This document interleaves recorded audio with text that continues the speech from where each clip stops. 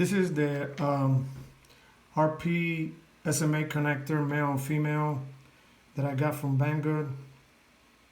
I made a mistake and bought the RP-SMA female and male when I should have got the RP-SMA female and SMA male. But that's okay because I'll be able to connect it. I got antennas that I made and from the whole